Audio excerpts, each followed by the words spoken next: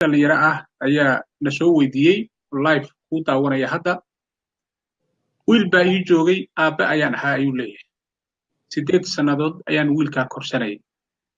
waxaan u haystay inuu aabbihii inaan ahay hooyadiina si shareecada islaamka waafaqsan ayaan isu guursanay ayuu yidhi sayidii waan soo tahriibay yurub ayaan imid maadaama aan aabba ahay xaqna la igu leeyahay waxaan go'aansaday inaan wiilkayga dib ula midoobo ayuu yidhi dowladdii aan iska dhiibay ee aqoonsatay inaan qaxooti ahay ayaa iigu bishaareeyey in wiilkayga la ii keenayo laakiin waxa uu yidhi DNA ayaa la qaaday dhiigga dhalmada dadka isdhalay loo kala qaado nasiib darro looyarkayga ayaa isoo wacay ayuu leeyahay sayidii wuxuuna yidhi cunugan ma aadan dhalin ee hooyada dhashay weydii cidda ka dhashay aad ayaan u murugaysanahay 8 sano ayaan ku soo tacbayey wiilkaygii inuu yahay ayaan u haystay maxaa xuquuqa ee uu hadda igu leeyahay ayuu leeyahay sayidii maadaama la leeyahay ma aadan dhalin adigu xuquuqdii aabbanimo ma igu leeyahay anigu ma dhalay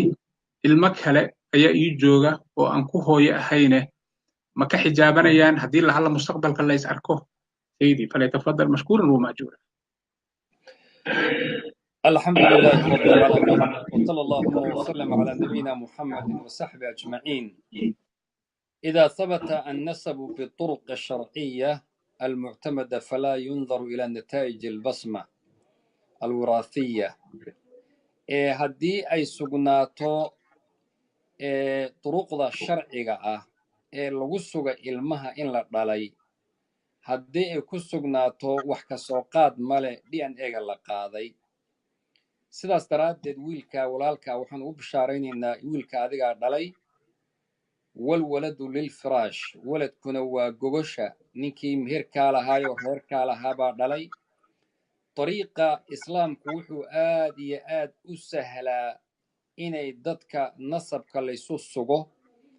haddii uu sugnaado nasabku sida kan oo kale oo wiil gabadh adigoo qabay ilmo ay dhashay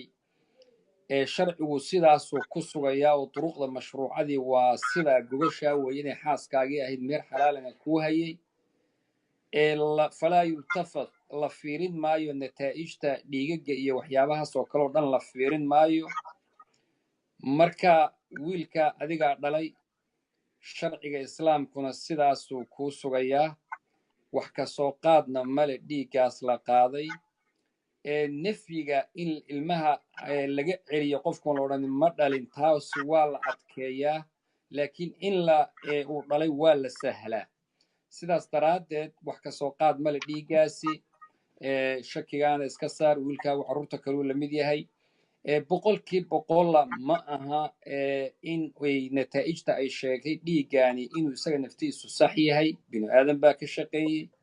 qof kale wixiis baa meesha soo geli kara natiijada lagu siiyey baaba noqon karta mid kale oo dad kale oon ilmahaagii ahayn marka waxaa soo gelaya intaasoo arrimood baa soo gelaya dadku waxay yidhahdaan majaamicda fiqiga ah iyo culimmadu marka la sugaayo DNA-kan iyo waxyaabahan la sugaayo waa markii nisaac uu jiro iyo dood ilmo maalan laysku haysto oo kale dariiq kale oo qawi ana la waayey tusaale hadda ilmo yar baa la arkay ilmahan waxaa la garan waayey cid leh DNA-gii la qaaday baa soo saaray inay cid hebel dhashay taasoo kalea loo sugi karaa laakiin ilmo gurigiisii joogo oo hooyadii dhashay joogto aabbihii dhalay joogo oo duruqdii sharciga ku sugan waa shaki iyo maaragtay waxaan fiicnayn marka walaalka waxaan leenahay hawshaas iyaan lagaa fidnayn reerkaaga insha allahu tacaala baaraka allah fiik ما شاء الله جزاك الله خير وأحسن الله إليك وغفر الله ذنبك صاحب الفضيلة ربي أولاد هذا هكو حفظه